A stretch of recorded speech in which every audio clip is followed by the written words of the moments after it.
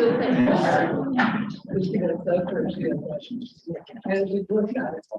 right, it's 4 o'clock, so I am going to go ahead and call our meeting to order.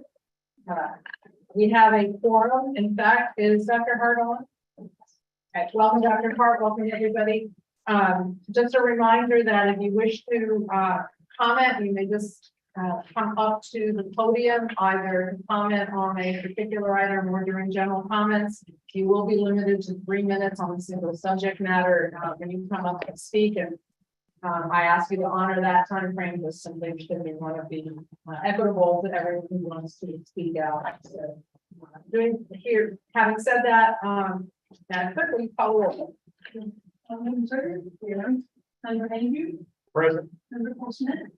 Here. Member Cornell. Here. Member Hart. Here. Member Ferrero. Here. Member Peterson. Here. Member Snyder. Here. Member Twombly. Here. Shelley Bart. Here. All right, so we have a quorum. Everyone is physically present. We don't need any kind of emergency declarations. That everyone is healthy and everyone's COVID. So the first order of business is to approve the agenda for today's meeting, including if you would like to consent agenda. Move approval of the regular agenda as well as the consent agenda. Second. We have a motion and a second. We have a question from Commissioner So Pennell. on the July 11th consent agenda, minutes, we had talked about mental health, and food insecurity coming back. I had a message out to Ms. Goldwire who said that would be coming back to us, I think, in the next meeting. Is that right? Hopefully the next meeting or the early September meeting. So for those of you that are here, I just wanted to comment on that. It's being worked on by staff, and we'll be coming back. So item number 5, October manual award and expense report. What's the as-of date on that? Is that through July 31st? I couldn't read it on the picture. Or One takes for the 18th. July the 18th. so. Thank you. Your report. Yes, yes. It's now yours. And the report and the date on the end, because I didn't see it. I looked several times. And I think when I did the print screen for the capture the print area, that the date is just below that. So next time I try to do the capture, I'll incorporate the revision date. Thank you. Thank you. Any other questions or comments? We have a motion and a second. Do we have any public comment as to today's agenda, consent agenda?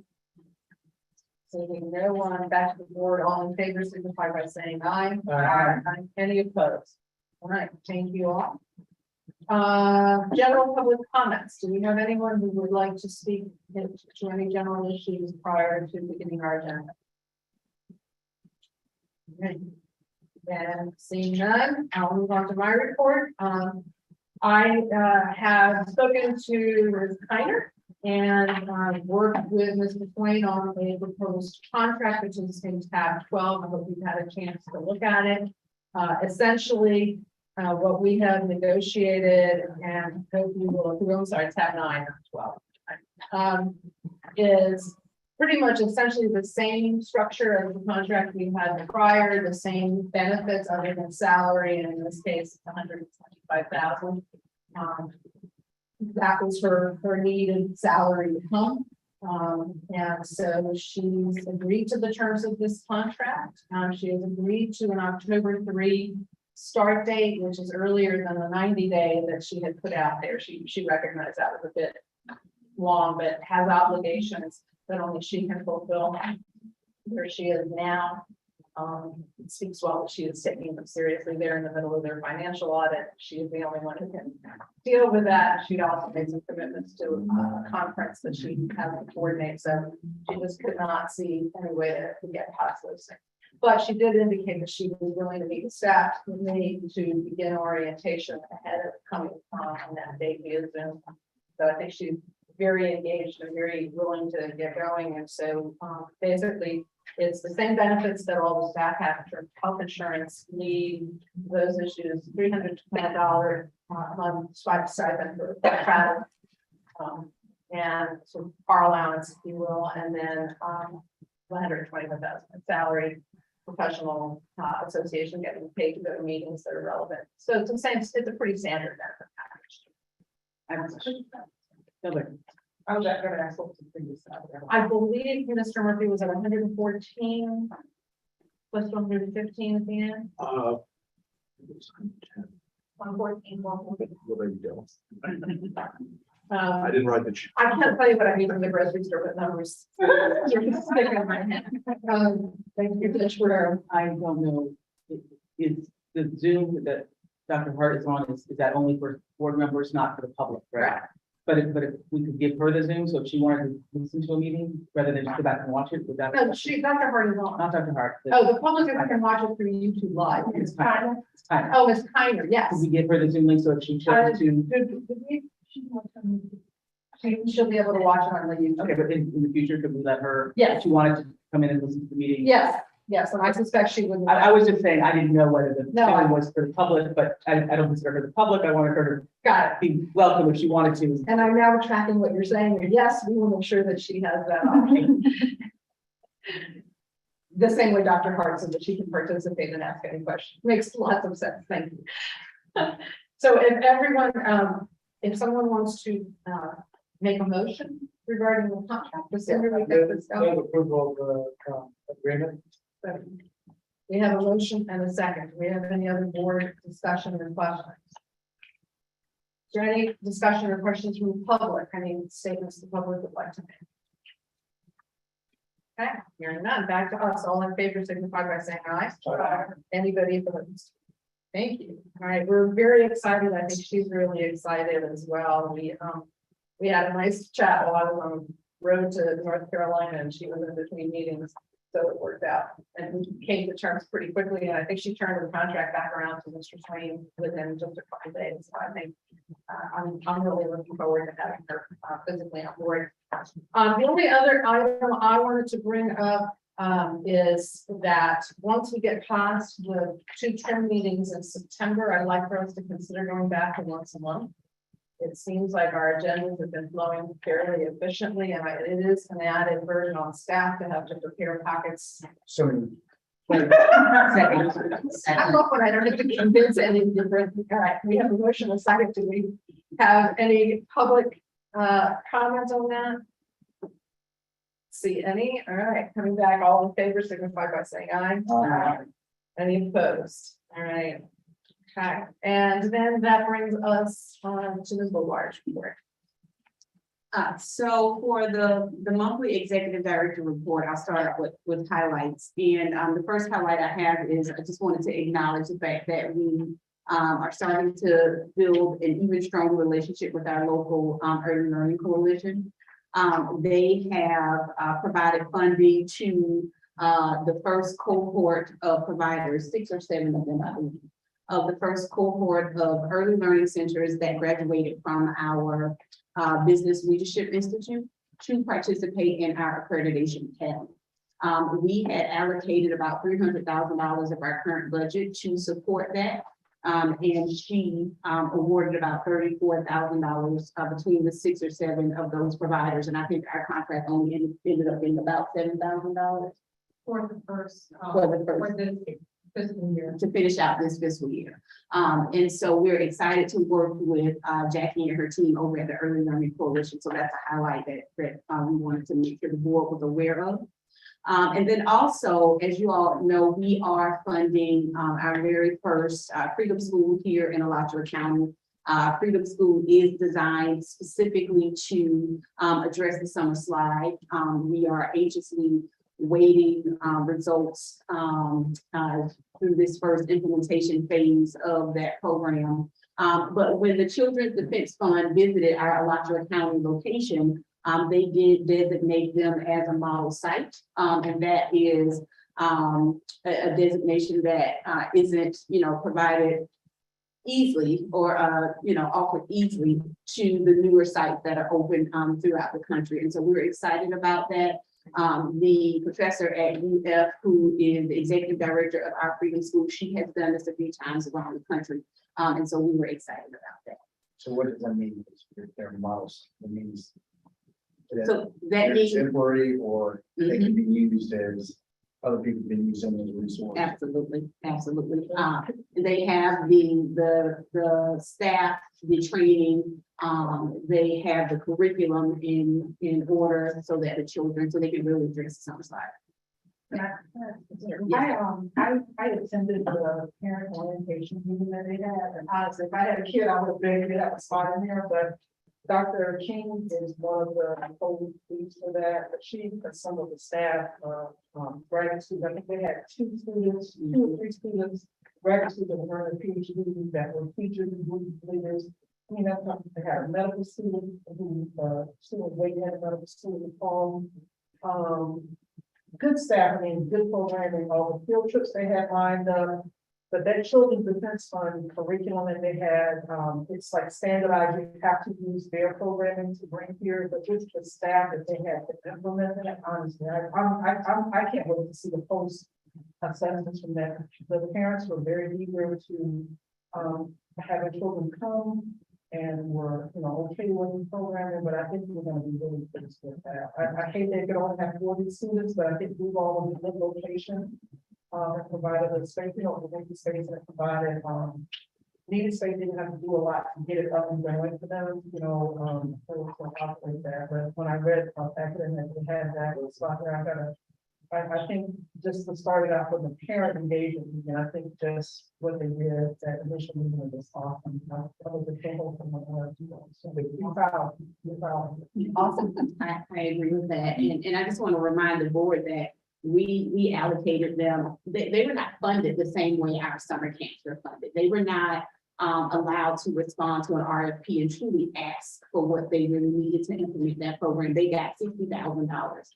And where our other summer providers, they're getting incentives for duration, they're getting incentives for children attending weekly, and they're getting incentives for parent engagement. And this program at $60,000, which I don't think we fully funded, did that and more. And so I would like for the board, when we come back with results and information, to really consider us funding them the way they should be funded so that we can see the type of results that we really want to see out of it. Maybe we can use them as a model for the other ones and do the same thing, so we can get, if they attend more than, our standards can be a little higher.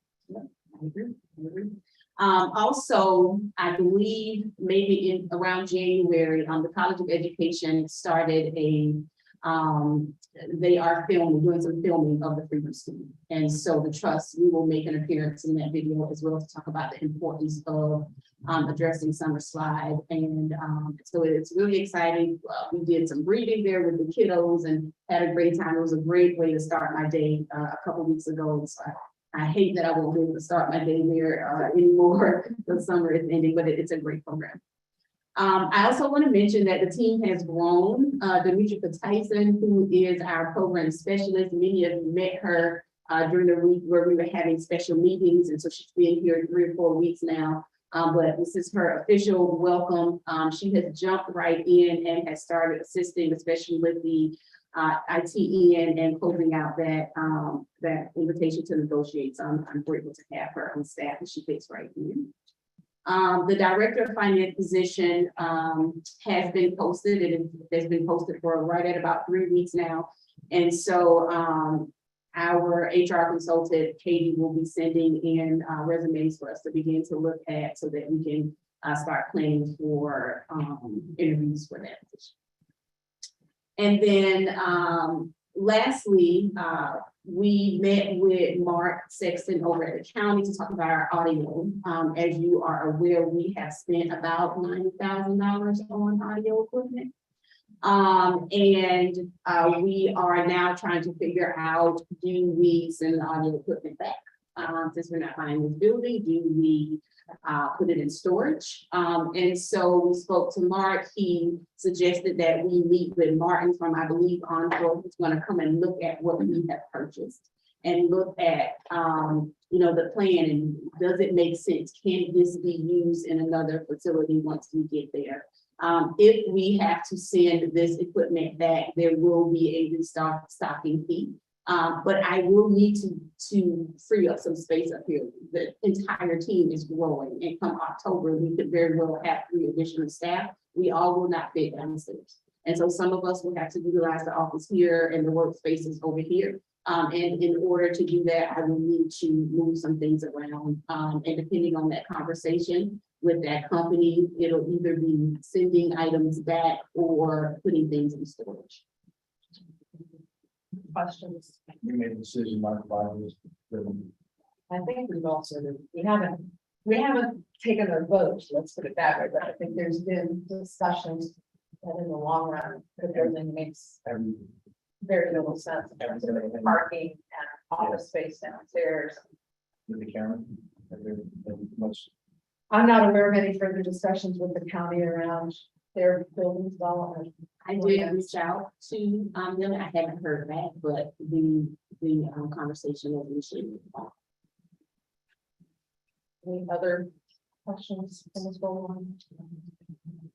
My question of one question on the recycling of the equipment, will she have to move this forward and need our board approval, or will we just make the decision, once you speak with, I don't have to be part of it, is what I'm trying to say. Is that- Yeah, I don't feel a need. Yeah. I mean, I think we, yeah, just. Yeah. Send it back. and- Send it back here. Yeah, I'm okay with that. All right, Take the hit if needed. Call the rental of equipment for you. okay. I want to just highlight, because I see, I follow stuff on social media and you guys are everywhere all the time. And where they go. yeah, well, I see the pictures and I see the enthusiasm and I see their participation, not just sitting at a table, but actually interacting. And so I just kudos. I know that that's not always easy and it takes time away from work days and it also eats into weekends. So I just think, from our perspective, I think it's important that we recognize the amount of time and effort that not just one person, not just the community engagement person, but everybody on the staff does. So I just want to add that little note to Christie's report. That brings us to presentations, CTAC program updates. Who are we? That would be you? Yes. Okay, Are you all okay with me sitting here? Do you want me to go to the podium? Or- I'm fine. She's our leader, so whatever she said. Where would you like to be? I would like to sit here if that's okay. This time. If I move, my internet might drop. Yeah, right? Don't even say it. I am going to share my screen for those that are, well, for everyone. Because you do not have this PowerPoint in front of you. All right, so the purpose of this update was really just to provide the board with a quick update on the activities of the programs department as it relates to us preparing to close out, the fiscal year 22 and preparing to start fiscal year 23. Currently for fiscal year 22, we have 64 contracted providers. That is a lot. And we have encumbered a little, almost $5.8 million for providers. You see here that all of our providers are, or those are our goals. We have health, education, supportive, and safety. And this next slide and the next few slides should be very familiar. We just talked about Commissioner Bill's favorite document. And so our programs are broken out into categories based on our goals. And so you can see here under health, we're funding maternal health programs, the funding programs that address the physical health of children attending Howard Bishop Middle School.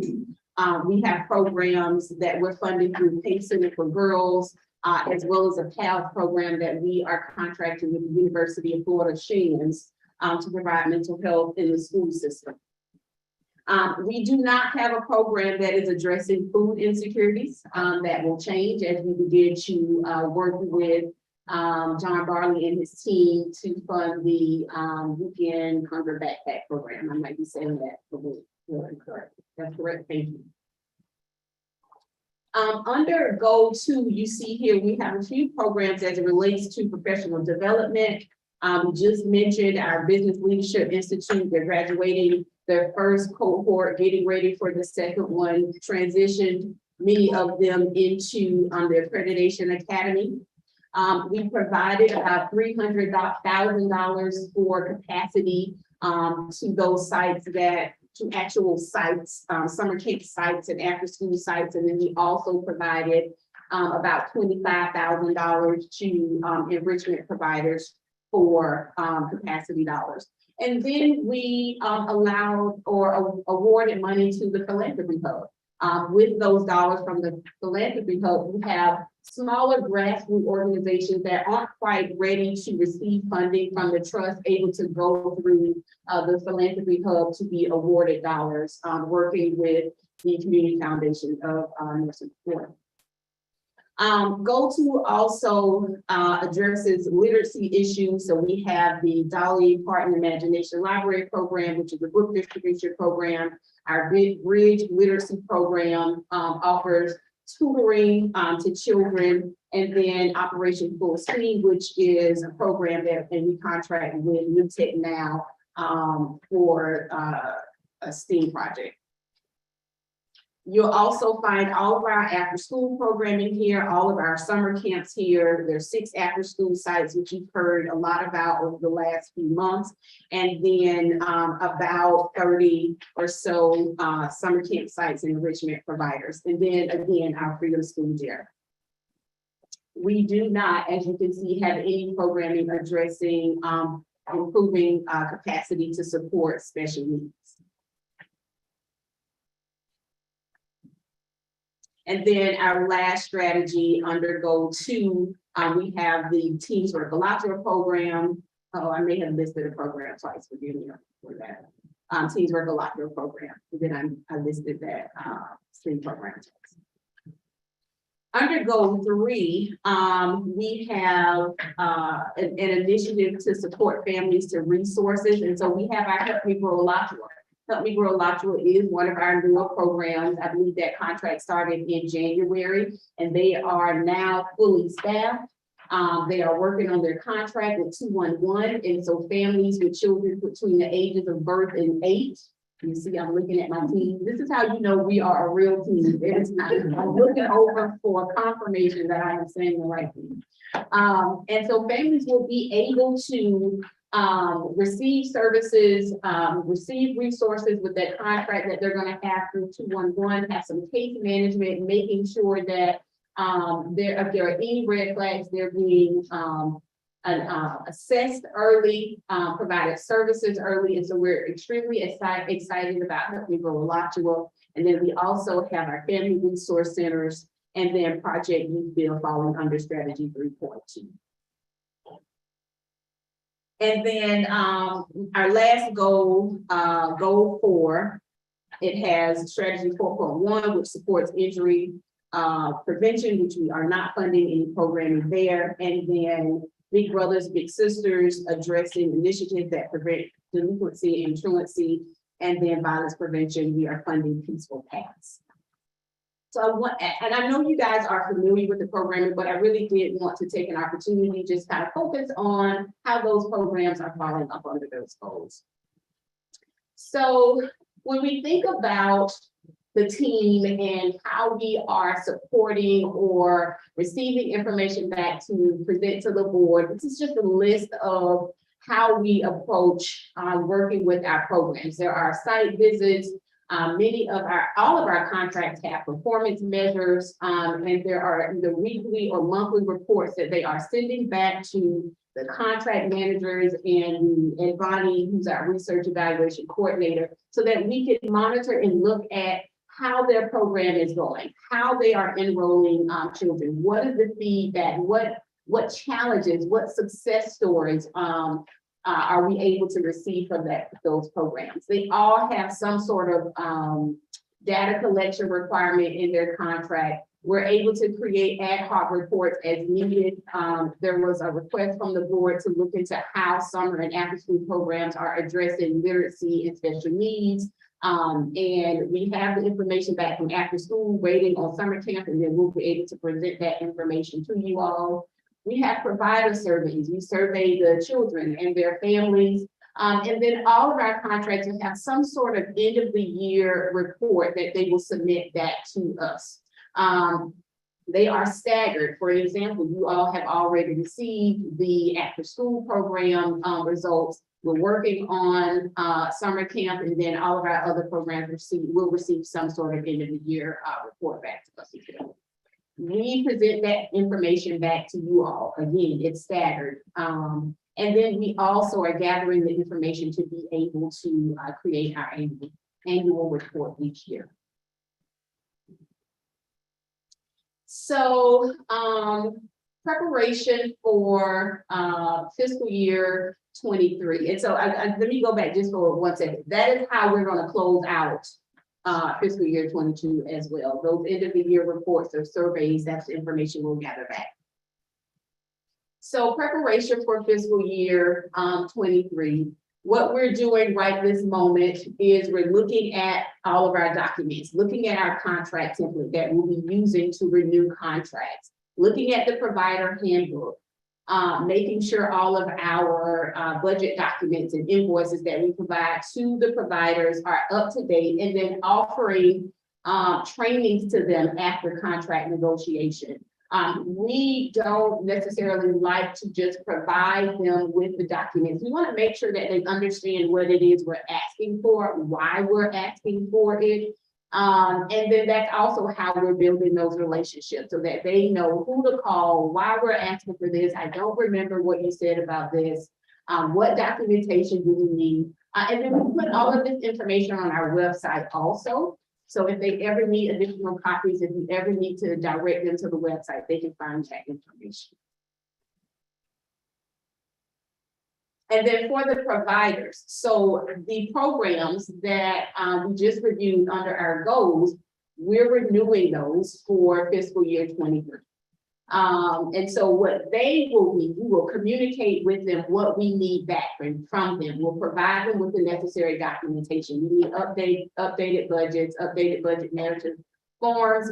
We all will be on contract negotiation calls, and they will attend the trainings as needed. Do they need additional assistance for the data collection that Bonnie has created? Do they need assistance from the fiscal department as it relates to invoicing?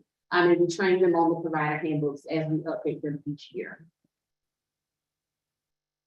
I want to remind you that, as you all know, in September, it's all about trim and getting our proposed budget approved. And this is the information or the request from the board. Those goals will be up, the amounts rather will be increased. Goal 1 will be increased to $1 million. Goal 2 stayed the same. That's correct. Right? Goal 2 stayed the same at about $4.5 million. And then the other 2 goals also were increased to $1 million. Goal 3 and goal 4. So that and so there's several $100,000 under each goal that are unallocated for that fiscal year 23.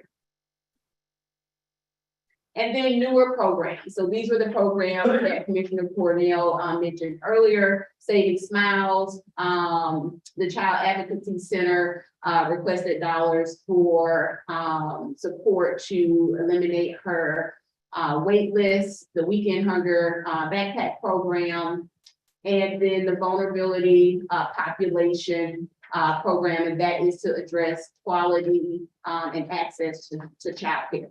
The first 3, we have initiated those conversations. So all 3 of those programs have received from Demetrica the scope of service, budget document, as well as the budget narrative, so that we can begin to work with them to create a contract and look at funding to start fiscal year 23, which would be October 1.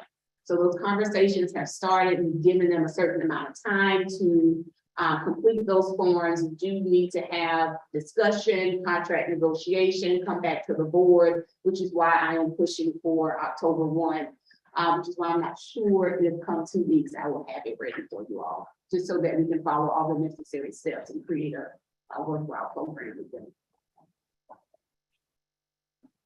And that is my update for the programs department. I'm happy to take any questions that you may have. Great. Dr. Smith and then Mr.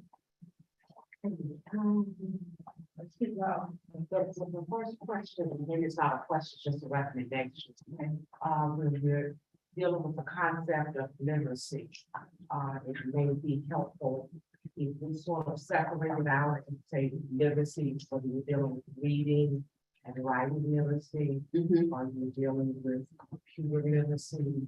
Are you dealing with financial literacy? You know, there's different types of literacy. And so I think when we're talking about literacy in the community, it might be helpful to make those distinctions. Yeah, so that would be a recommendation. Okay. My second observation is just a question as it relates to the goals of the children's park. One of the things that I've mentioned previously has to do with that of where does the concept of technology fit in as it relates to how we bridging the digital divide. And so I would like for us to give some additional attention to how do we, you know, fit that word so that it's more visible, that it's clearer, you know, to the community. I see that we have mental health, it's something we're going to focus on more. We have special needs, we're going to focus on that more. So could we have that concept there in some way, especially since, you know, the research continuously shows that there's these wide gaps, particularly for minority students as it relates to technology, and not just for the students, but also technology support for the parents, and a lack of facilities in the community that we can, you know, use potentially on evenings and weekends to help children and parents. I'm thinking in particular of the EPIC program that they have at the Howard Bishop Middle School, educating parents in technology. And the parents have really been very grateful for having a program like that, because many of those parents have very little technology skills. Just a little more focus on technology and a little more focus on being clearer that when we say literacy, that there are 3 or 4 different components connected with literacy. Okay. Thank you. Yeah, may I ask a follow-up? I think I'm looking for guidance, either directly from you, Dr. Goldsmith, or the board. How do we want to address this issue? Because we have been talking, we have been talking about it for a while now. How do we want to address this?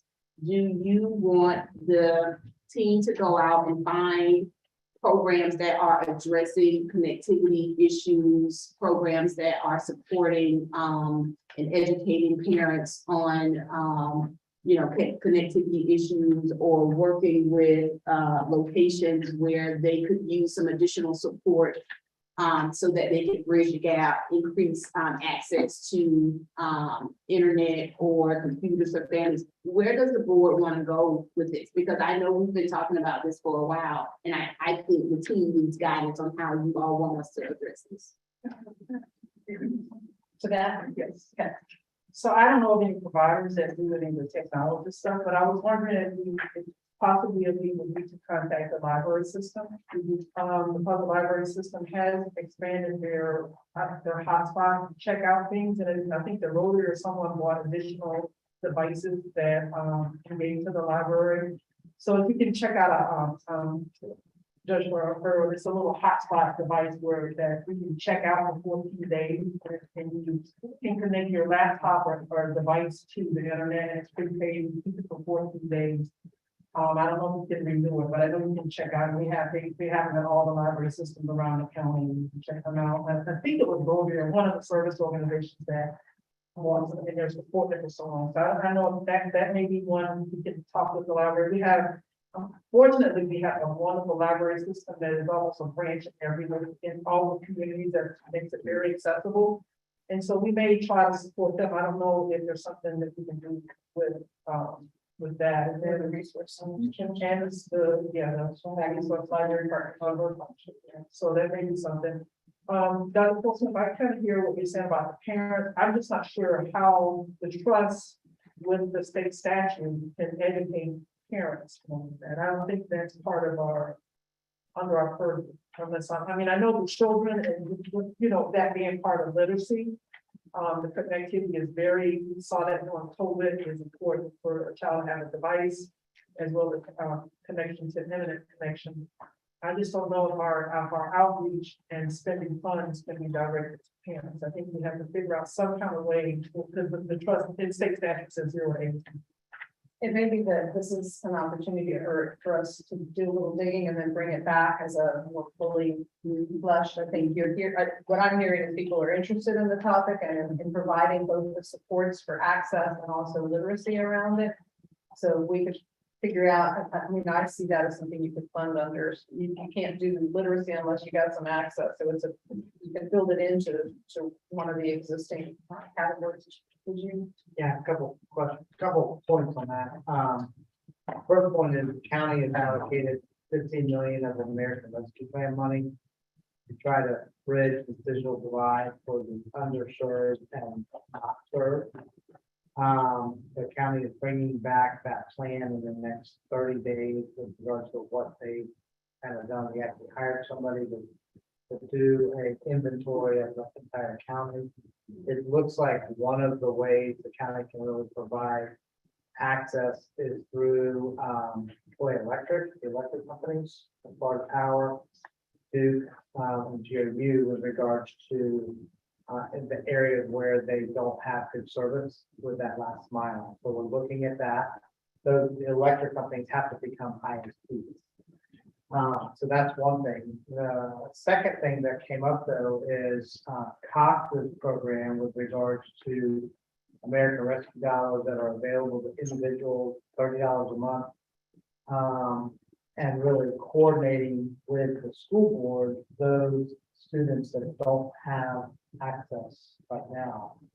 I was actually gonna bring this up for the school board to see if the school board could help us identify or actually help us drive maybe grants for these families that don't have real good connectivity. And I know Cox has a great program. They actually have a couple of people that will help those families fill out the applications and get that $30 fee and then provide that service. And so I think working with the school board would be really, really key. So I guess somewhat long term, I think the county has started that and they need a year probably or two to bring back the trust.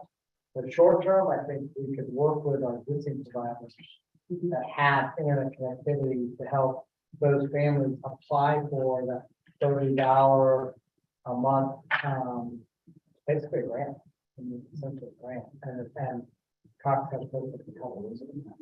So I don't know where that takes us. I was actually hoping that Superintendent Andrew and Kristen, you could kind of get together and figure that out, and then we can bring Cox in or whatever the provider is for that family that doesn't either have access because they have an income qualified or they just haven't signed up. That $30 a month is also available for families for themselves. So there are people that are using that grant for their cell phone because that is so I think there's an opportunity where the trust and school board will work together to kind of figure out what that population is and then sign that. Can I have one more thing? Christy, I think it might be also helpful to talk to Jackie about that and see how families are trying to do registration for the school readiness program too on the portal. Right? You don't have data plans on your cell phones. And that might be a way to get a family piece, right? Because it's required. No, Jack is the BSC. Oh, sorry. Jack, yes. Others? On the same issue or? Different. Okay, so I just want to make sure we've given Christy, are you good with that? Yes, I am. All right, yes, sir. Thank you, Chair. Really go where when you were going through the kind of moving forward into fiscal year 23. And to both my colleagues on the board, I'm wondering if I would like for us to consider for the organizations that get smaller grants instead of it being reimbursement type of grant, that we give them the money and then they have to treat us at the end of a certain time period. If we set an amount for that, I don't know what's a reasonable amount, it'd be $50,000 or less. Because they're, I don't say the complaint, but what I've heard is a concern ever since we had the trust is the reimbursement nature of the grant causes cash flow issues with people, and then just the time of submitting the paperwork with the documentation. And I'm thinking when we start to weigh, as the number of contracts increase, if they're smaller in dollar amount, the staff time that it takes to review the application, it may be more efficient to just, we cut them a check.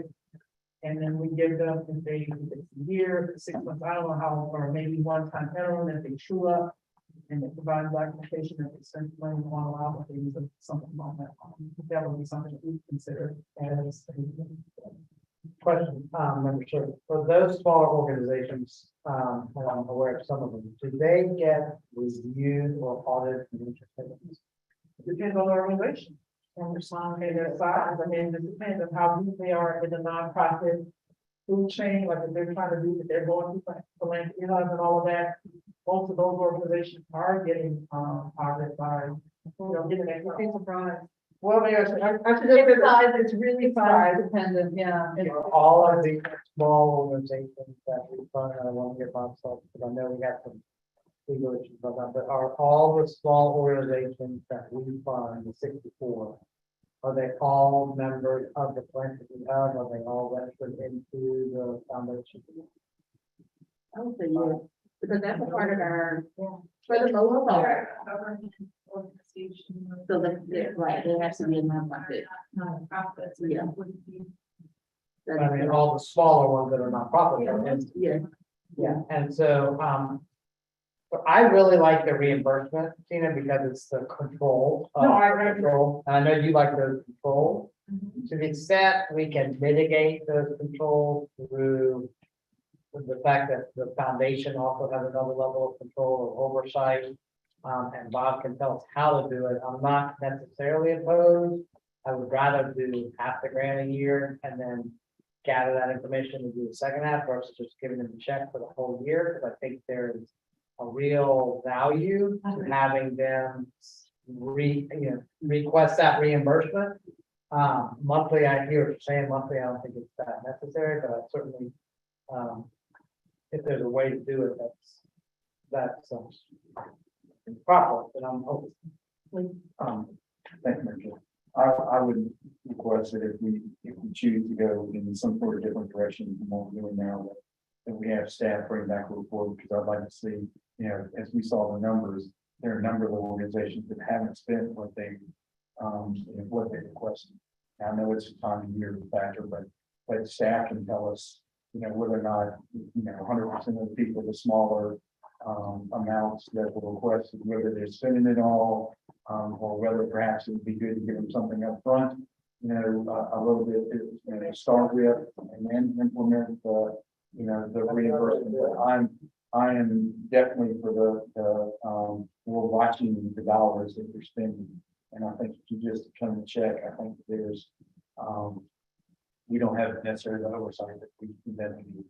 So I would like, if this is a real issue, which we're hearing it is, maybe we turn it back to staff and they can give us some background and see whether or not what we're doing is working, or whether we need to do something that might help them a little bit. And you know that I was the larger ones that are recurring. I wasn't saying that for huge amounts, large amounts, significant amounts. The small amounts you got, yes. I don't even know, I can say put an amount, obviously, 25,000 or less, 15,000 or less, so we come up with some amount that we don't understand it, but I mean, the point is, well, thinking I am the control. Also, but, just trying to weigh out the time that the burden for the grantee as well as on staff. And when I said we come to something in the middle and have control, controls of the funds that we tax their dollars, so these are taxpayer dollars. As well as, We had this discussion though a couple of years ago. Bob, can you just remind us of that? Yes, we had the discussion with Todd Hutchison, and we can absolutely not give them the money up front. there you go. None of it? Well, I was Not going to gonna lie. say, the compromise that Todd was willing to go with, and we do with the camps, is 25% startup. And that is doable. It's a small enough amount that you probably won't get into trouble with it. But there again, it's, you know, you need a good business plan and they have to then true up before you give them any more. So why don't, so if you want to make, I have something to say before everybody, whenever it's done. Leave everybody saying what they need to say, and then I have to talk about it. Right. Is it time? Okay. So a couple of things. One of the things Chrissy and I have talked about is some of the smaller organizations particularly have issues getting invoices in timely and just doing the mechanics of compliance with the process of getting paid and reporting and all of those things. And so one of the things I was interested in as you survey the providers is, are there any things we are requiring that are particularly difficult for you? And if so, having the trust help. So we've had conversations about maybe we encourage them as part of their budget to tell us we need QuickBooks so that we know how to invoice, so we can enter our finances and actually get a statement every month. Well, we would think that they have a revenue system, but I guess not. You're making assumptions. you would be. You would, but we're making assumptions about some of our smaller providers. So I think the first thing is to ask, if you haven't been sending us a bill every month, why not?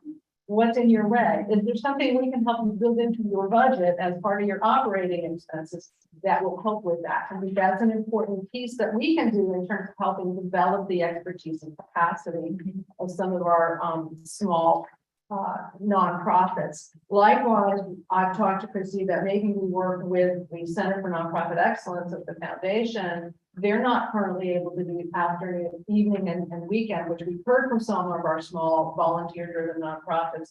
They can't really use those trainings because the hours of the day would take them away from their day job, which is how they're really making a living. So I think if we think about capacity and we understand what capacity they're lacking, some of them need board members. The board academy actually matches up. I don't mind us paying the matching fee on behalf of some of these small entities that could benefit from some really good board members. And then as to the prepayment, what DCF used to do back in the day is they would give you your first 2 months up front, and you could then not bill anything the last 2 months of the year, and you'd have to be truing up in between to make sure you hit met your deliverables. But they would give you 2 months of your monthly allocation up front, so that you would have that cash flow issue as you got started taking care of. So I think those are all options that make some sense, but I think I worry that just giving a check if we don't have the capacity underneath it to do the reconciliation afterward, and that's really been a part of the problem to begin with,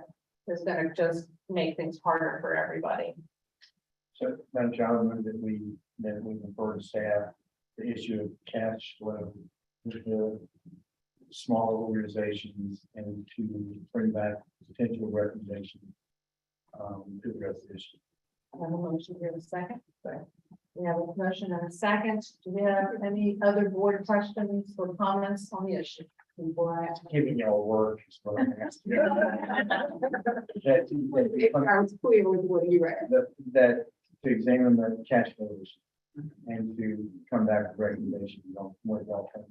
Where we will have still have an oversight and can help them with their initial investment.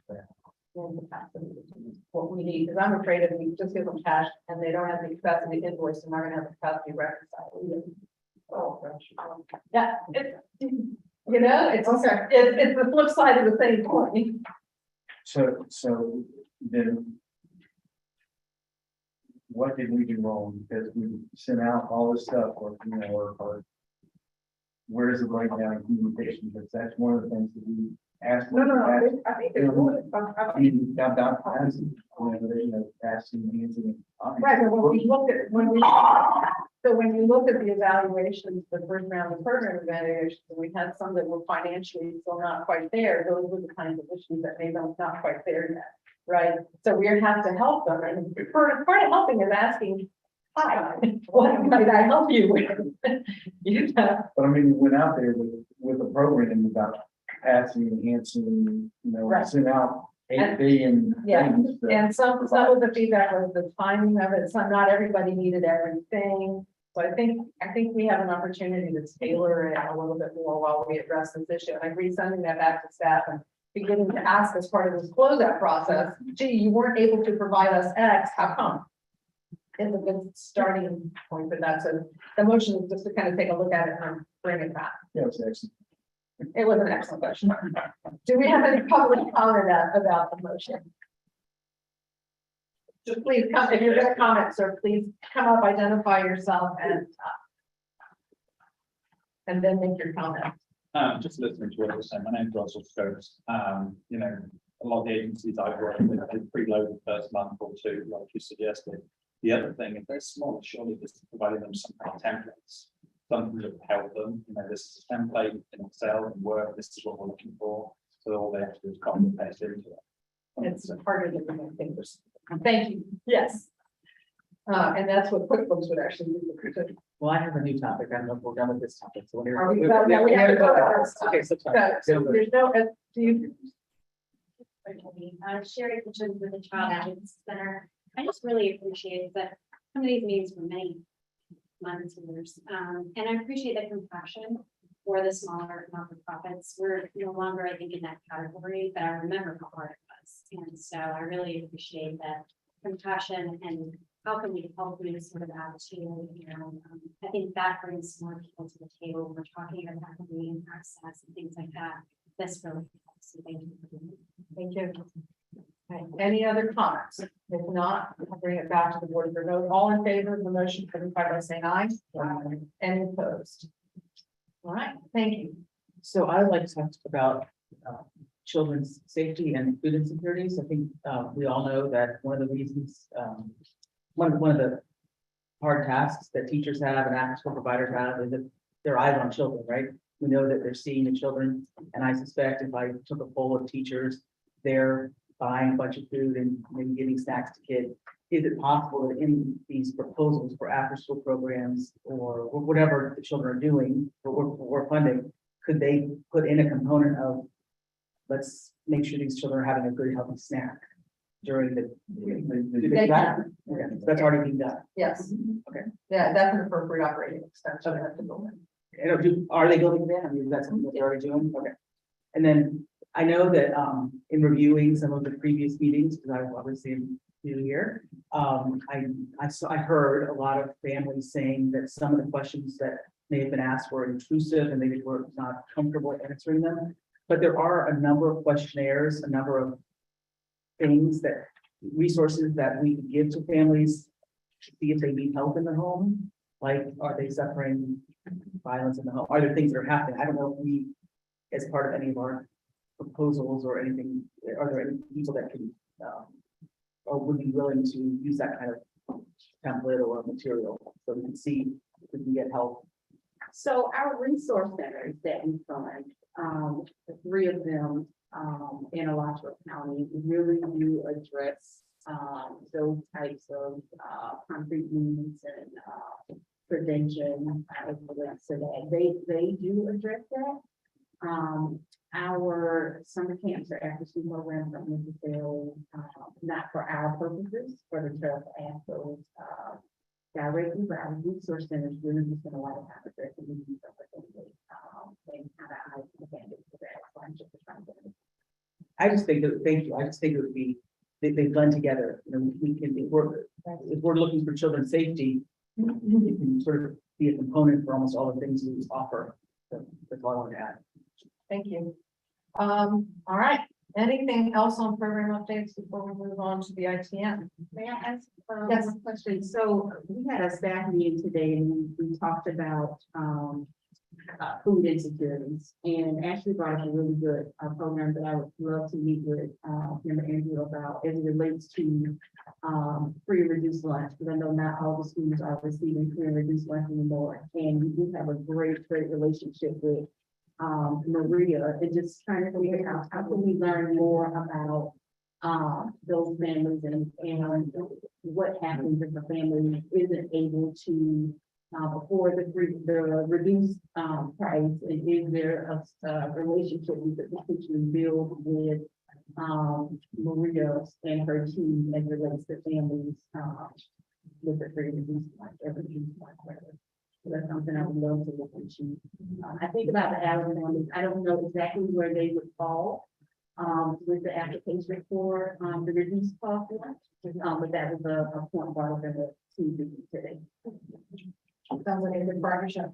Yeah, Maria, you should be, we could look and see who has weekend backpack programs. Which come off the list for all students eat free, and then start with identifying those families. So. That's a question. I have heard anecdotally, Shane, that there are kids that actually maybe don't attend as often, but they come on Friday because if they don't have food for the week. Is that true? Is that something that you've seen? I didn't necessarily see it when I was working at the east side, but I do know the families that we were serving and the children. I mean, they definitely were coming by and picking up their backpack and taking the food home. I mean, yes, we had the kids that participated, they counted on it, they were there, they came faithfully to pick it up. But I wouldn't be surprised, yes, that if I wasn't able to get there all week, I'm gonna show up on Friday, make sure I'm in attendance on that day, and no other day. So, thank you. I couldn't speak for every student, but I heard that information. But it's a worthy program for sure. We've seen a lot of families take advantage of it. And then if we have what we always did too, just common practice. If I didn't pick up my backpack when you stopped by and you're the last one today, we're sending extra food up. We're not just letting them necessarily sit there. We try to make sure to get it out. Yeah, I think I don't know about those of you who work directly in the school, but I know many of us are really surprised by suddenly the lunches, the free and reduced meals are not available. I think it happens to everybody at this. Because it just creates a stigma, you have to prove eligibility, and now this one pays and the other one, I mean, it just. Food hunger stigma is like something we should not ever impose on any kids, so I think if that is something that we can help alleviate. Yeah, that's gonna be our biggest challenge, getting. And I think Marion County says that they're free lunch for all kids. That's what we do. The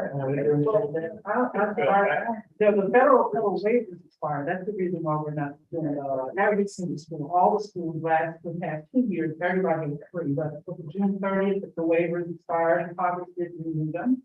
And so now there are some schools that are still continuing to be community feeding school where everybody in the school eats free because they have a high number of low-income students. But I think it's 9 in the district, if I'm recalling correctly, 9 students were 9 schools where you have to apply to get free reduced lunch. And it was amazing when we had all schools for those 2 years. Stigma. The participation from all kids, regardless of their economic status, kids are hungry. Yeah. All kids, and they consume, as we know, large calories. So it was taken advantage by all families and kids in the Alachua County. I mean, so anything that we can, any ways that we can partner, I think exploring that is absolutely something to be appropriate. All right. Anything else on these topics? Ashley? Stop, Dr. Hart. Hi, I just wanted to go back really quickly to what Judge Ferraro was saying about. Nancy, we can't hear you. Are you on mute? No, I'm not. Not on mute. She's not muted. Not muted. Hang on, Nancy, we're looking at the technology because we can't hear you.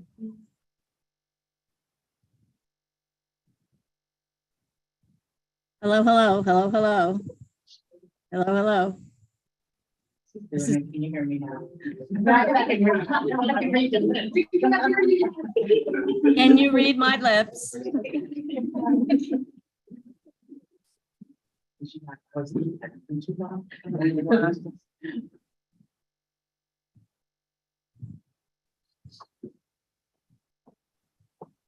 We have a vote. Oh, hello. Ah, there you go. Well, thank you. Thank you for trying. The technology has been, I would say, about a C- today. Anyway, I just wanted to go back to what Judge Ferraro said. Did you hear me say that? Okay, well, she was sort of reiterating what we saw in the programs report, that we haven't really spent money on safety. And I know that Sherry Kitchens is there in the audience, and she's in conversations with Christy about reducing her waiting list for children who are waiting for counseling because of childhood trauma.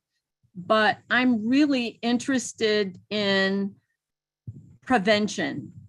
And I don't really think I'm going to rest, and I'm going to annoy everybody ad nauseum until we figure out a way to bake prevention into all of the programs that we fund, all of the after-school programs, all the camps, and everything else. I don't see any reason we cannot be creative with teaching children about safety, and also teaching all of the providers for all the after school and summer programs about safety in a preventive way. And Sherry, I know, has some experience doing this. She probably would get a headache if we asked her to do all of these prevention programs, but we as a community need to figure out how to address prevention. And I hope Judge Ferraro agrees with me on this. We can't just wait until the children are thrown into the river and them to float past us. We have to go upstream and find out who's throwing them in the river. And that's where the prevention comes in.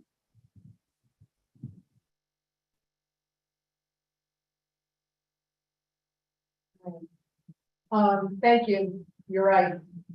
And I think that that's an easy piece to build in, and maybe looking at asking as part of RFPs, how does your program build resilience?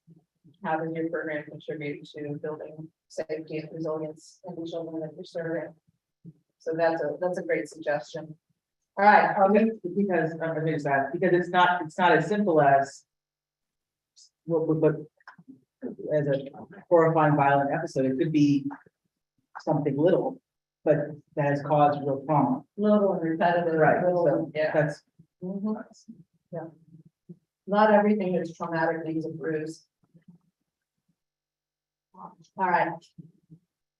We don't have a motion on the floor, so I'm going to remind folks out there that we have the general public comment, and you can comment ahead of time on any item that you see on the agenda during that public comment period. But once that starts, and today, because I suspect we're going to run in a little ahead of time, I'll open another general public comment at the end, but normally, once that piece is done, the only comments from the public are around the specific motion that's on the floor for consideration. So that's that. Listening to ITN, Cheryl and Christy. Cheryl, are you going to kick off the discussion? Yeah, I will. So under tab 12, you have the 4 proposals that were submitted for our listing project IPN 2022-05.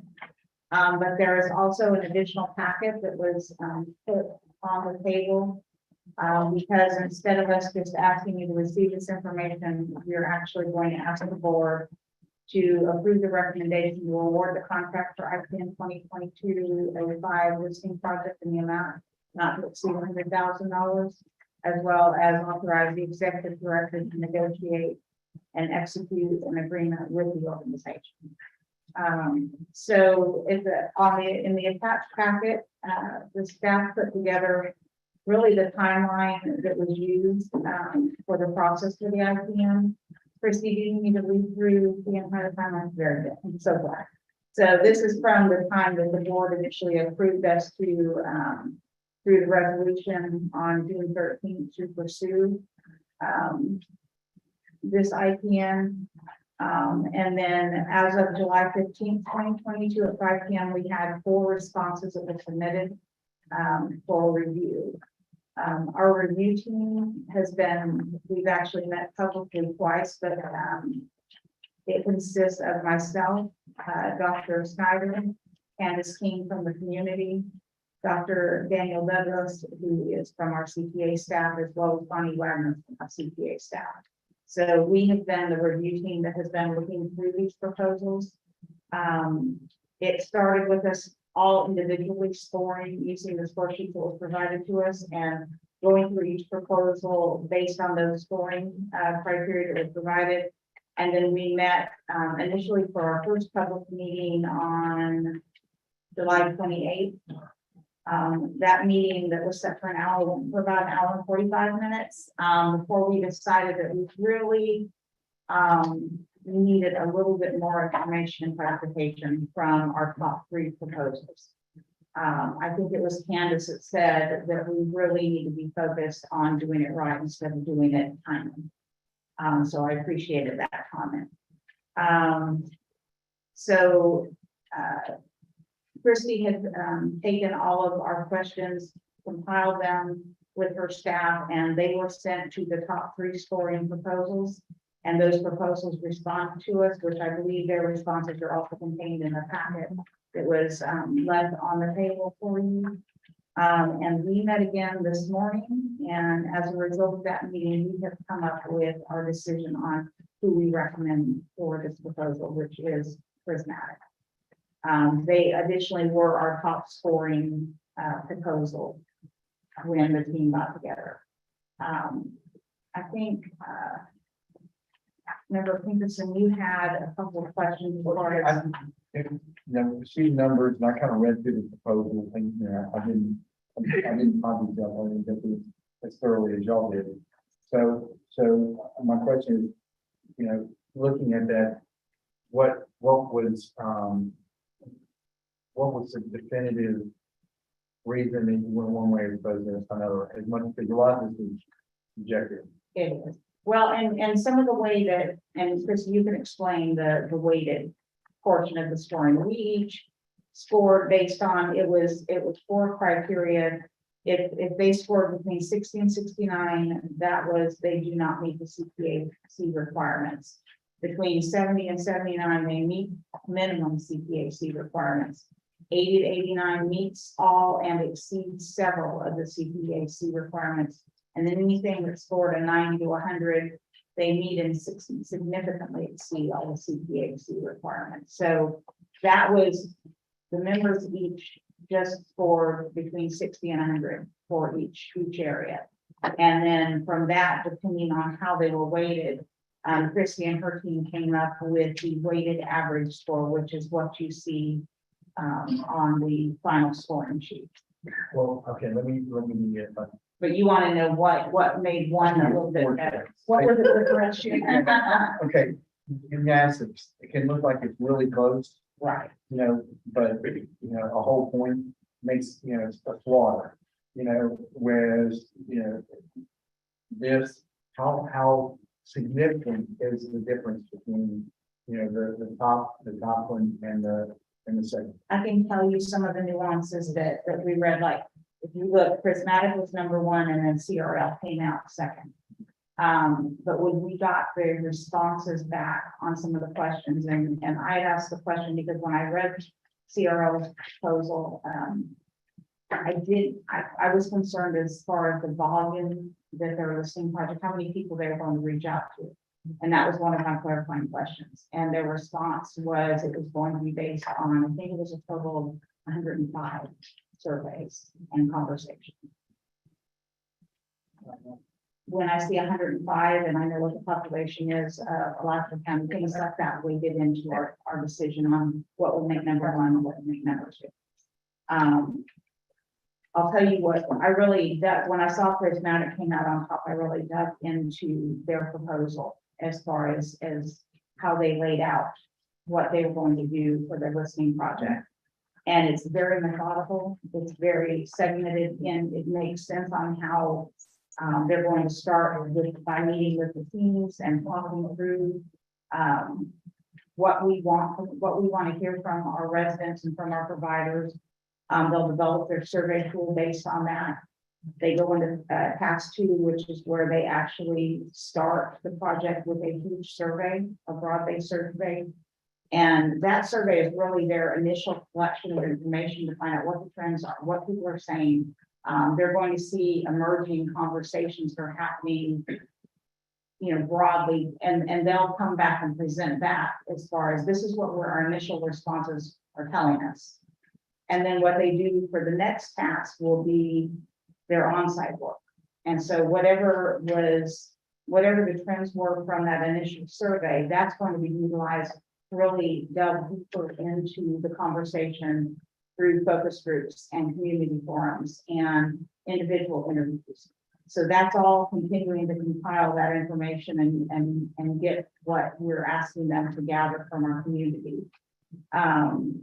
After that phase with the on-site work, they're going to put together an initial report of what those trends are saying. And that's the other thing that they are going to do very well is at every stage, they're really meeting with the CTAC team to kind of keep us informed and involved in the process. It's not just a we'll do it and then we'll tell you what we found out. It's really an interactive process between us and them through the whole process. But after they've done both the in-person and the survey piece, they're going to develop an initial draft report that then they're going to meet with, and I don't know if it'll be with the steering committee or if it's going to be with the CPAC board. That's a discussion that we can have with this. But they will at that point do a SWOT analysis with what they've heard, and it's really to build what they believe should be and we may want to consider to be part of strategic planning moving forward. So they're really putting together the pieces that we're going to need to develop our strategic plan. And Dr. Schneider and Christy, please join in and anything that you also read. The only thing I would add, Cheryl, and correct me if I'm wrong, but I think we had excellent recommendation letters, external recommendation letters that came. They were. Everything, one of the things we asked for was references from the people that they've worked with in the past. There's all come back as solid 5s out of a 1 to 5. The other thing that was an advantage with this group was they've done over 200 listening projects in 38 states. Every one of them was done within their time frame that they committed to and within budget. So they have a really good track record. They have worked in rural communities, so they understand the dynamics of how you actually do outreach in a rural community versus an urban community. And I don't think about the other measure that stood out with them. They've got a lot of school districts. They have. Oh, that was the other thing is their whole focus. They do nothing but projects that are related to children and families. So their sole purpose for being is project work related to families. Whereas the others, they had, every proposal that we received had merit, but it was looking at the big picture of what they're going to provide us, what their experience has been. And I think we were all pretty confident that Prismatic was probably the one that would give us the best product at the end. So 1.5 difference is significant. It was. I guess I over answered your question. That's exactly what I Did not agree. That's exactly what I wanted. Uh, So, okay. Yes, sir. Well, first of all, I think this work was amazing. It looks like a lot of time and effort went to this. And I have to thank the review team because they, I know how much time I spent. I know they all did the same. And the fact that you just were able to articulate it so well was impressive as well, because that was a lot. I thought it was very, very helpful. I liked them too when I looked at the proposals. And one of the things they seemed sort of fluid, not some of the ones seemed very concrete and not as flexible. And I did like the fact that they are going to sort of try to grow as they hear what's happening. I thought that was an excellent point that you made. And I saw that in the proposal. I like that. Well, and the one concern we had, and it was the only concern I had that I wanted a response on, and I know the question was asked, was they did not have incentives built into their proposal. And they did clarify that there was, if you're going to ask people to come and spend their time, there should be a little bit of a incentive for that. They did have refreshments built into their miscellaneous budget, but they clarified for that. That said that they were more than willing during the negotiation to work out an incentive program. So they were very flexible with what they're willing to do to make this work for us. Was the, thanks, Madam Chair, was the five of you unanimous in your recommendation of these folks? I think we got there this morning. Dan, I think you were the one, they were in your 1 and 2. They're very close. There's a few points separating them. I was kind I'm sure those arguments need to be experienced with families, children, and Snyder's similar arguments. So they and I close and explaining the experts and since the board is going to use this information, it's more intended the board will be satisfied with what you did. Yeah, I mean, what I'm hearing is they are the ones with the most experience in this type of with children. Frankel seems the local company knows the community, but they know the process. Is that a good summary? Yeah, and Frankel, a lot of their, they've been very public relations type and media related. They were very, again, each one had merit and were good at what they did. I think for our strategic planning, the product that this company normally puts out would fit that versus maybe what the purpose of some of the other projects that were done by Frankel would have done. And as we go out to the community, will this be a listening tour that where they take the Children's Trust and say the Children's Trust wants to hear from you, or do they do it totally independent? They're representing the Children's Trust. Others, anyone else on the board? All right, so we have a recommendation from the strategic planning committee, steering committee that, as I understand it, that we approve the staff negotiating a contract not to exceed $100,000 based on the proposal from the staff. Staff recommendation. We have a motion for staff recommendation. Do we have a second? So, There's a motion and a second. Do we have any further board discussion?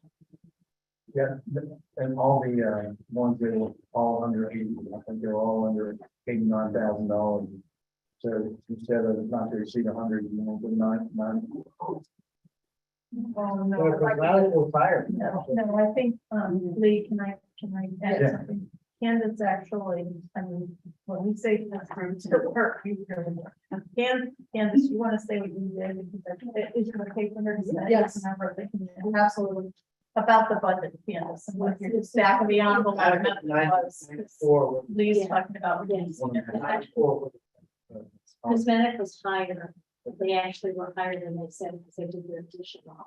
Okay. But I went I through, thought it was 85,000. yeah, Okay. but I went through the did some calculations of what additional incentives would bring up to. Okay. And they're gonna be right up there.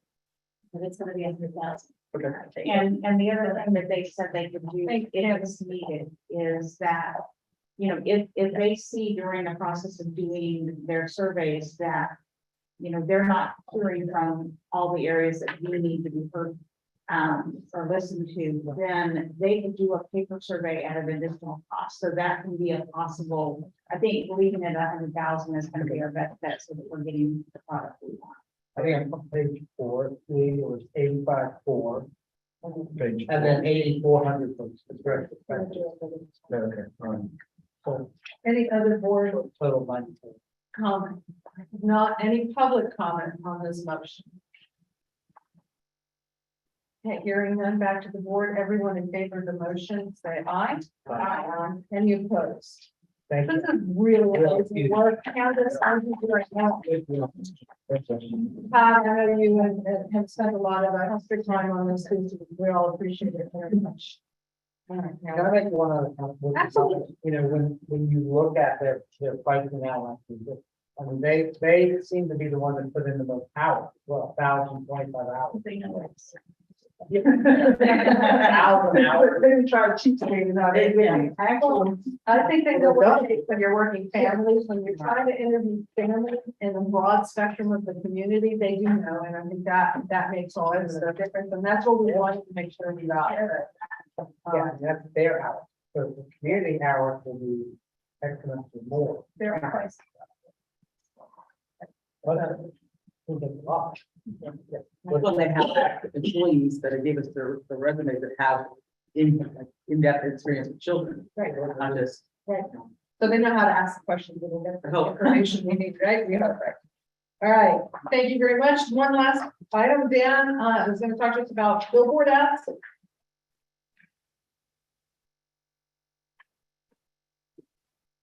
Madam Chair, a few weeks ago, or more, Dr. Phil Smith requested that we look into billboards, and how we could possibly use them.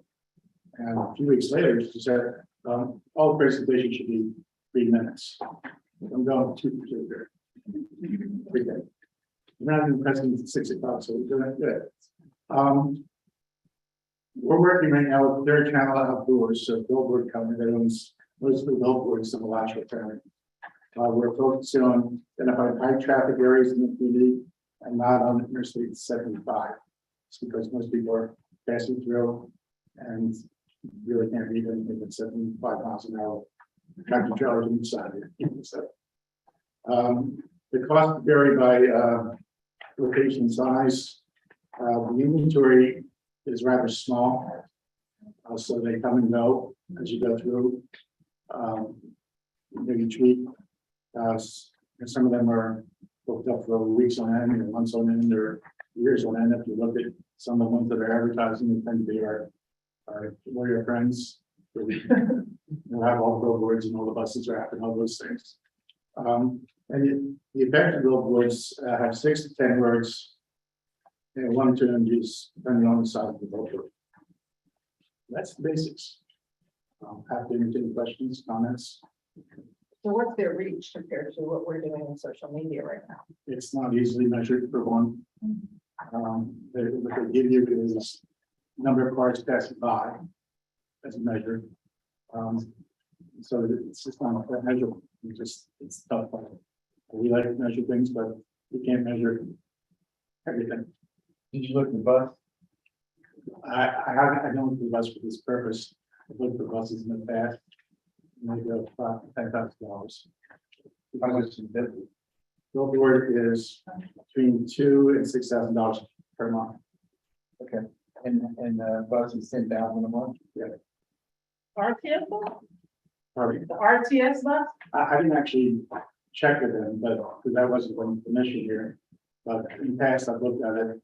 It's always $5,000 a month for the creative, because you have to design something that literally wraps the bus.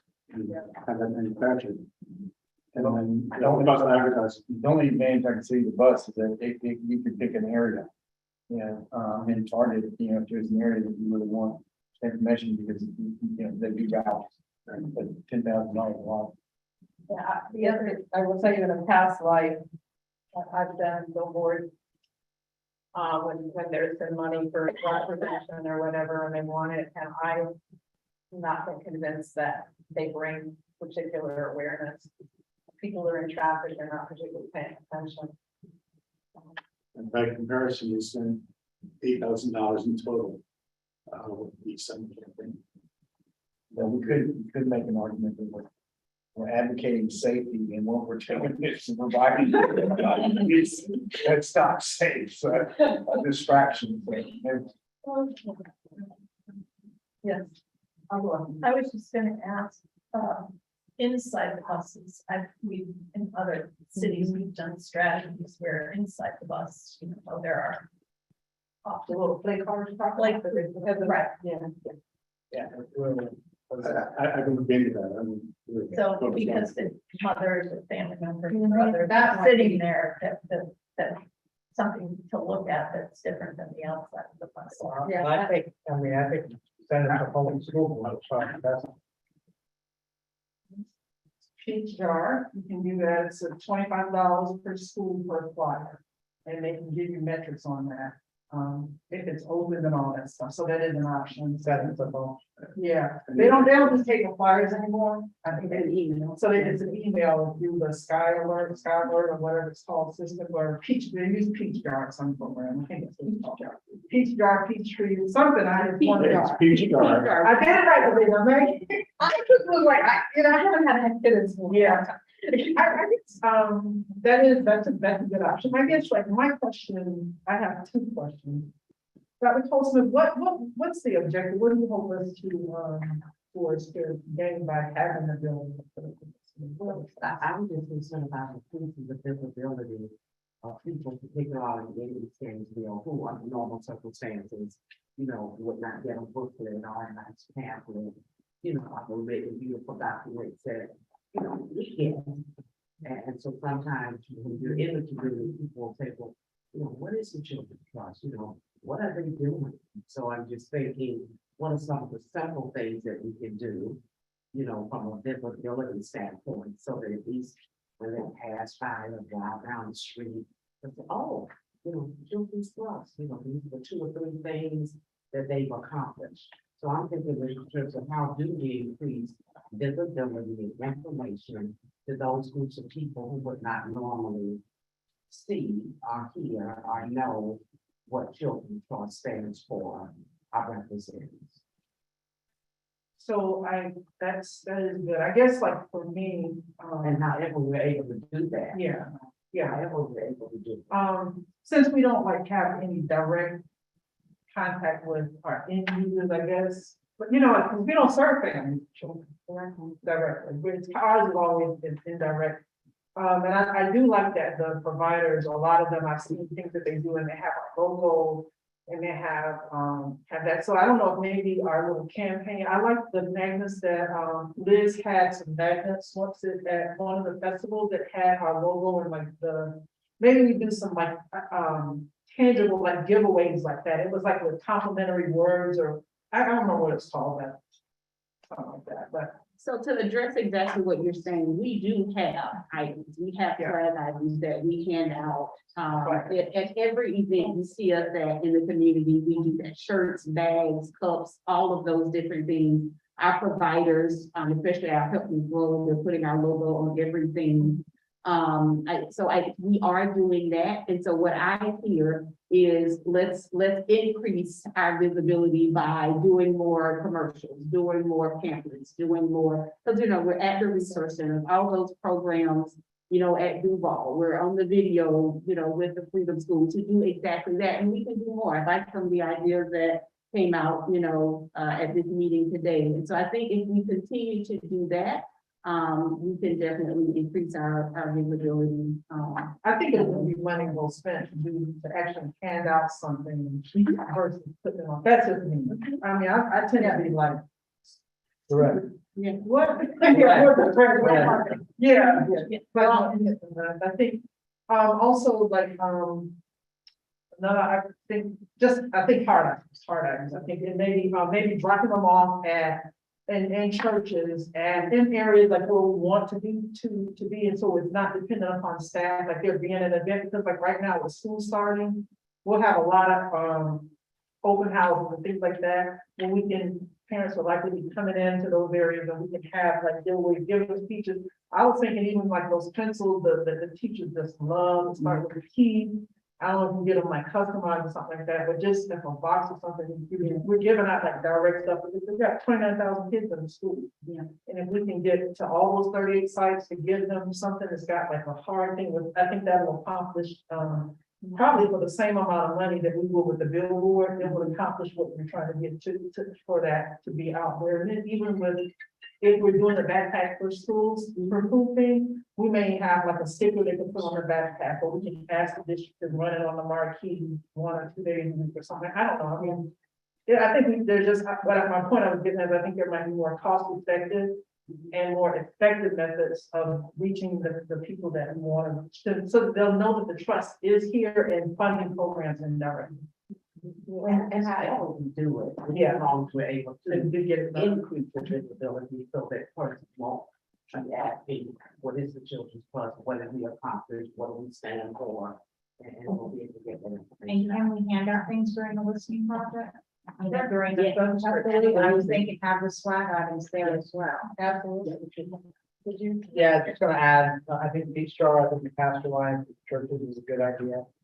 And I think our logo on, we have 64 providers. So working with every single one of them about how do we reach all the kids that they're reaching, whether it's the swag items or our logo on things that are going home to families, I think is really important. I don't know if it's in our contract, but I know, for example, DCF requires you to put their logo on every brochure, We every should, pamphlet. we should require the same thing. Yeah. And maybe even give them a little money.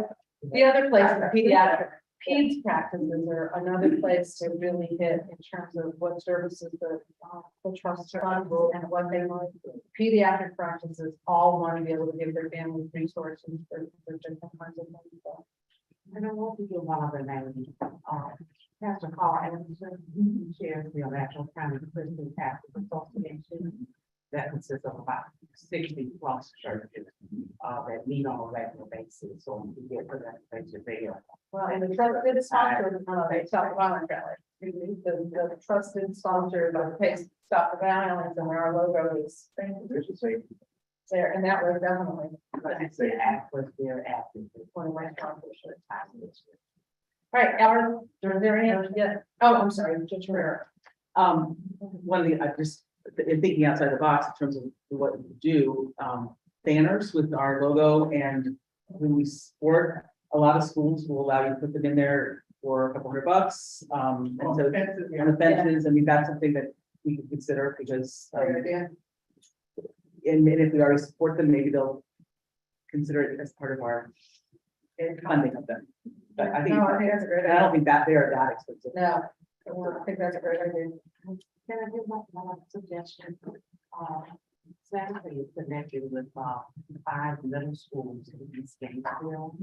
And in those middle schools, we've gone in and set up some big television screens so that when the parents come in, they'll be able to hear about all the resources that we're providing. And so if you could connect with, Community of Miles well. Community of Miles. He deals with children and family services in the middle schools. And that might be another avenue for spreading the word about the children's trust. That's all. Thanks, Dan. Sure. Do we have any new business that needs to come before the board today? I know that there were a couple of folks in the audience who wanted to make some comments and there was not a motion. And since we had a few extra minutes, I'm going to open up and allow general comment again. So if anybody wants to come up and make a general comment, this is your shot at it. No, I'm just trying to be nice to people who take their time and we have a few extra minutes. Good afternoon, my name is Russell Stokes. Forgive me, I don't know everybody's name. The young lady in the television who said something that I was so impressed to hear about doing something preventative rather than reactive. And then I felt so deflated when I heard 5+. So like I stood here last month and said the same thing, children are not born at 5. Children under the age of 5 also have mental health problems. I've been running a preschool in town for 20 years, and every single year we see it getting worse and worse and worse. The kids need help. But I keep hearing the same thing. When they get to school, we'll fix it. When they get to school, we'll give them some help. When they get to school, we'll do this, as opposed to, well, let's try and fix some of these problems before they get to school. That's all I wanted to say. I just want to know that 0 to 5 is very important to everybody. But that's something that, you know, it's first I was interested in after school programs because that's the important thing. I also learned that how important 0 to 5 is.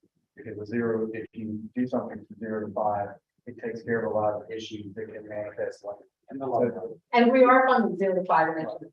Oh, I appreciate that. We are. It's just very to sit there and keep hearing the same thing when they turn 5, when they turn 5 over. And I know the school board trusts them to help and fix and help and get these kids graduated and all that kind of stuff. I just want to make sure it's still in everybody's mind. They're trying to stop some of the problems before it hits the school board. Absolutely. So what they're doing is they're fixing less problems and got more resources for a smaller amount of people that's needing the help. And they're trying to fix these problems rather than just wait for them. Totally agree. Thank you. Thank you. Anyone else wanting?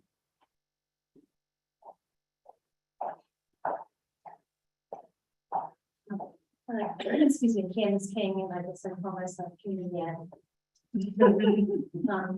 Two comments. The first is, and I apologize for not necessarily being to know, but during your agenda, you always have ED report. So there's usually a lot of material in it, some of which may not be seen by those of us that don't get your packets. So this is during that day or something like that. It might be helpful if you all allow general comments after the ED report. Oftentimes there's material that you all talk about that happens during that occurs to people that you might have to talk to. So having said that, during these meetings, I take lots of notes and I think about who it is that I would send that to. And I have one that I thought might be something that all of you might hear. So it was during Christie's report, and she was talking about assisting providers, and there was information about renewing contracts. And that sort of thing. So this may be something to do, but I'm wondering if you all do any kind of like rating scoreboard on your contractors, you know, with different criteria that you're looking at over time, perhaps, you know, kind of low. And one of the reasons I thought if you don't do that, it might be helpful because it also could point me out on areas that there might need to be more provider education. So for example, our small providers are having a lot of trouble meeting monthly reporting or whatever it is.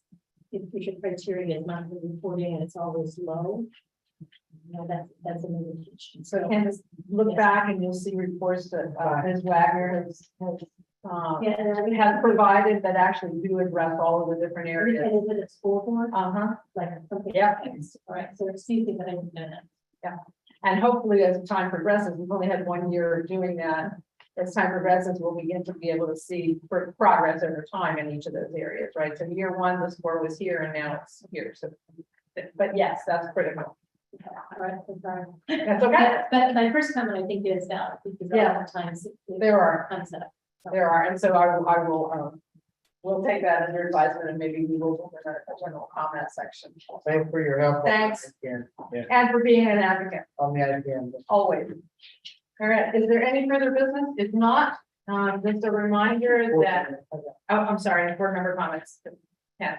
So, forgive me, I just am not up to stuff on what we're doing for staff compensation and what kind of what's the timeframe of that for annual reviews? Well, that's a good question. I had asked that when we were building the budget and we said we weren't just yet, and I don't remember what the timeline.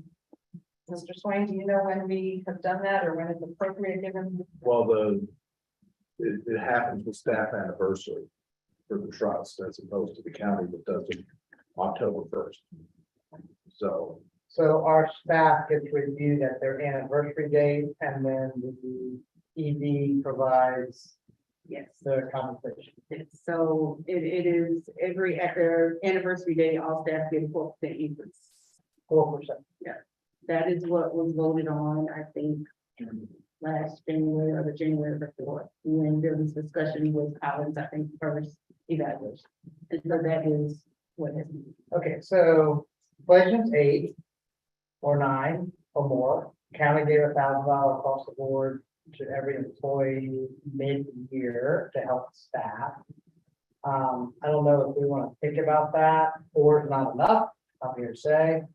And maybe we want to refer this to our interim ED. This has just been a year for both you and our staff. I want to recognize it. I think we should talk about it and maybe get some recommendations on kind of where do we go so that we can address this on the front end before Marcia arrives in October, and then she can come into a situation where our staff has been compensated and properly.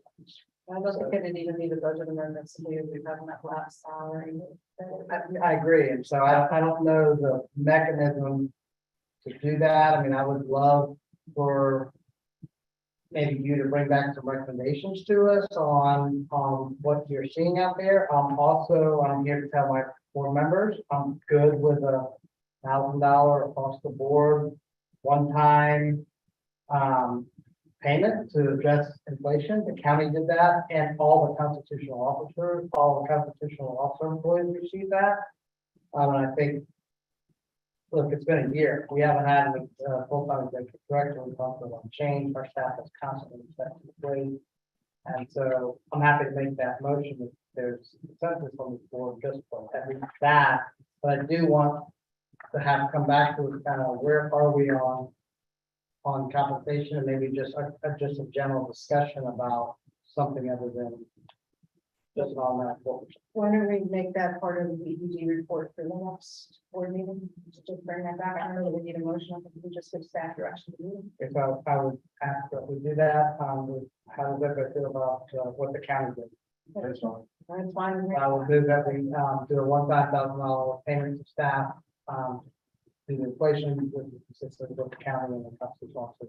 And on top of that, And then- compensation analysis and. Yeah, and then have Chris bring back for in her report kind of an update on where we are with staff compensation. And this may make it too complicated, but what the state has done before in a bonus structure is made sure that they got a net 1,000 versus a gross 1,000, because that gets impacted based on their tax structure. So it's just something to think about. Yeah, Well, let's just avoid the term bonus. Not a bonus. so what do we call it? What do we? It was a one-time thing, One time inflation payment. right? Yeah, A one-time thing. and I think we did it gross. And We did, it was just 1,000, flat 1,000, and then taxes were out of it.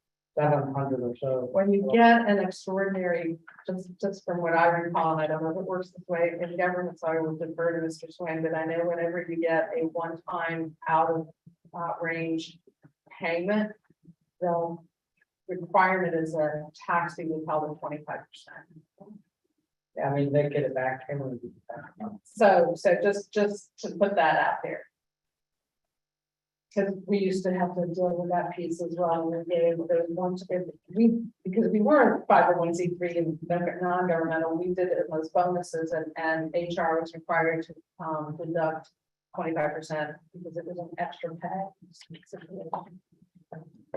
I'm supportive of extra money to staff for sure. I have heard in the past when they just got some one-time payments for some of our staff. And the thing that if grumbling is the right word, I hear is that they would rather have a little bit the percentage increase that is forever, so that when they do get their 4% on, they're not, that 1,000 wouldn't count towards their salary. Well, and I think that's why the motion is to look at compensation on top of that. I want to do the one time, but then I want, for me, the one time is more like Catch 'em. inflation wasn't expected, gas costs more, milk costs Catch more, it's catch up.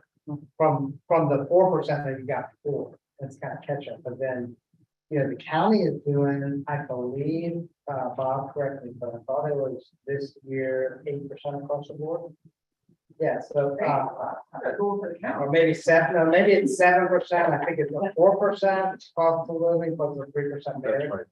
That's Yeah, right. so it's 7, 4, and 3, so some people may get The 4. numbers are going to fluid. But they had- So the 3 is actually based on merit, it's not based on your evaluation. Yeah, but I mean, look, the trust is ad valorem. Ad valorem's up 11.2%.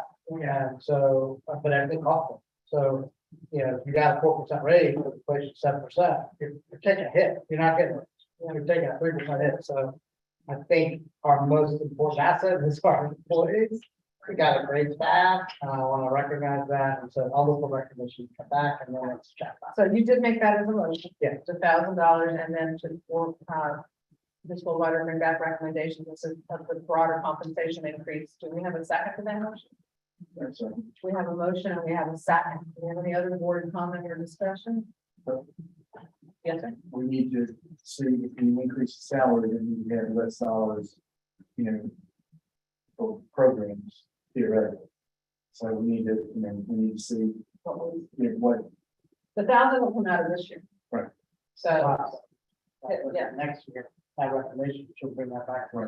yeah. Sure. We'll see what the impact is. because as we know, we saw we're spending pretty much the entire ad valorem on programs, which doesn't mean, you know, we also have. Well, it came in higher than, you know. But we need, that doesn't include, you know, operating expenses, it doesn't include salaries, so we're over budget. I know we have, you know, we never confidence that because But you want the analysis to include in That salary for next year is just a 4% assumption, I guess. So take a look at then the impact and the total impact of you, whatever impact, whatever you recommend, we need to look at the total impact. Right. So do we have other board comments on the motion? Did you say that we have last salaries? So we- Yeah, because Colin's position's been ending right February, so it's salary, so that'll cover the 1,000 for easily. Do we have any public comment on the motion? Seeing none back here, all in favor signify by saying aye. Aye. Any opposed? Motion carries. So now any other board? Yes, ma'am. Ms. Goldar told us that the CFO, what do we call that position? The director of finance. When you have a committee for that, I will volunteer if you want to have someone to help with that. We will need a committee that has not been created yet, though. So I will put you on the list for sure. She volunteered and we all heard it. And the treasurer, I would assume the treasurer. And, Yeah, oh, I'm asking you. yeah, You as know, well as Todd, yeah. yeah, I don't know how many you need, but could be more than those two. I'll have to. I'm gonna say you over here putting everybody else's name in. Where's your name? I'm happy to do it. I look at resumes. Any other board member comments? I want to just thank the committee again that looked at the ITN. And this, Cheryl, you guys, Dan, Bonnie, you guys did a great job and just looking through these, it's like it is a pile of work and then the follow-up questions are very, very relevant. So appreciate everybody's very hard work. For Christie as well. And if there is nothing else, then we stand adjourned. 14 minutes before 6.